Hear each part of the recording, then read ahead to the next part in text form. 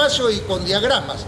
Bueno, ya escuchamos Urresti, ahora escuchemos al analista y al ex jefe de OMPE, Fernando Tuesta, quien se encuentra con nosotros para hacer un análisis de lo que va a suceder con estos debates, adelantándonos un poco, evidentemente, a lo que va a pasar, y también para hablar de la exposición en medios de comunicación de varios de los postulantes y de esta situación tan atípica, ¿no? De pronto, a pocos días tan solo de la primera vuelta y de las elecciones del 11 de abril. Fernando, ¿cómo te va? Muy buenas noches. ¿Qué tal? ¿Cómo estás, Juliana? Gracias, gracias. Gusto. Igualmente, gracias por esta entrevista. Se vienen los debates y la primera pregunta, evidentemente, es ¿qué tanto va a servir para que los indecisos, aquellos que todavía no saben por quién votar, finalmente tengan una idea más clara y para que los que ya eligieron a su favorito puedan cambiar de opinión? Mira, hablando, y tú lo recordaste hace un momento, de Luis Bedoya Reyes, hay que acordarse que el primer debate en el Perú fue de Luis Bedoya Reyes, con Jorge Grieve para la alcaldía, para la reelección como alcalde de Lima de Luis Bedoya Reyes en el año 66. Él era un gran polemista.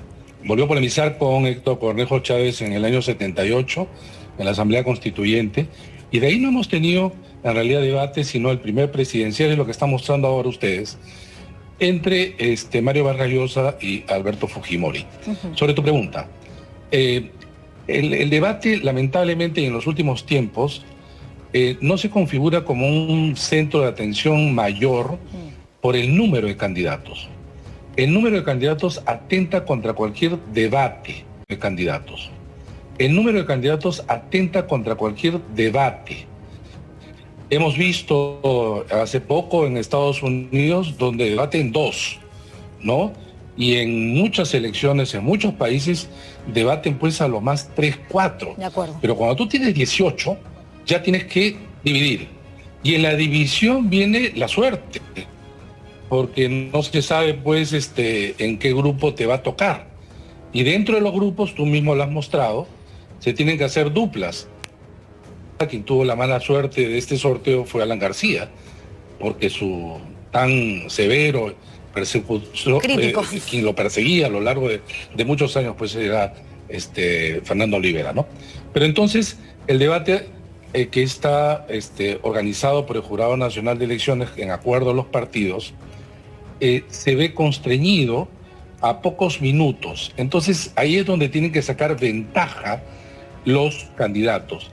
En muchos casos es puesta en escena, Juliana.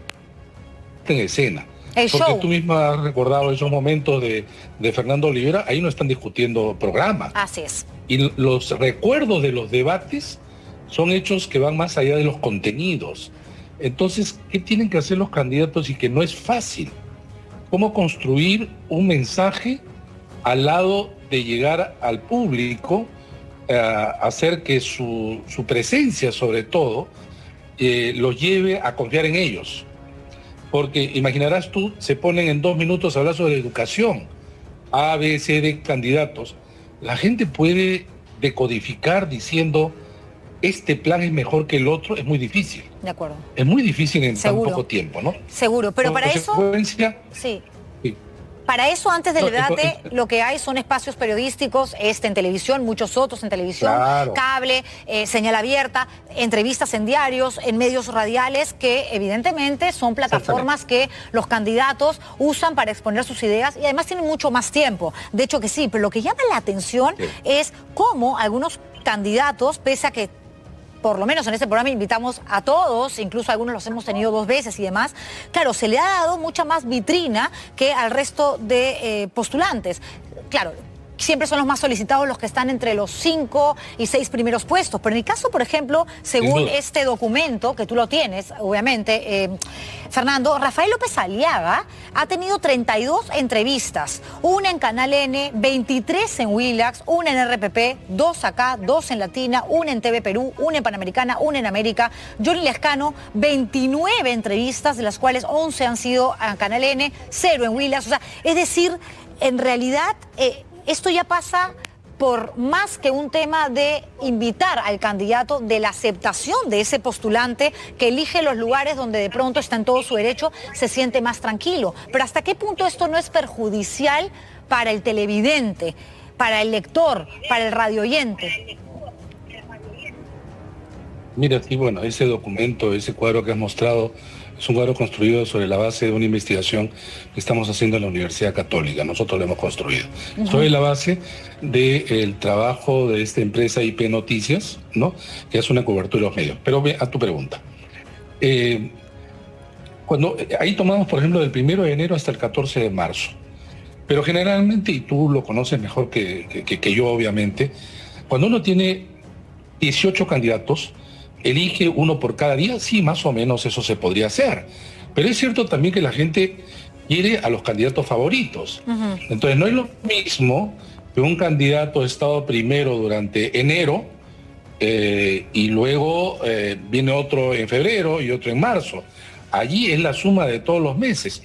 Entonces los candidatos también tienen estrategias, pero también, como tú bien lo has dicho, no es lo mismo ir a todos los canales, a todos los programas, porque ellos ven de repente rating, mostrarse más, en fin.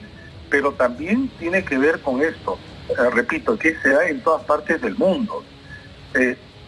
Juliana, en Estados Unidos postularon 18 candidatos, no 2, 18, y se centraban en 2.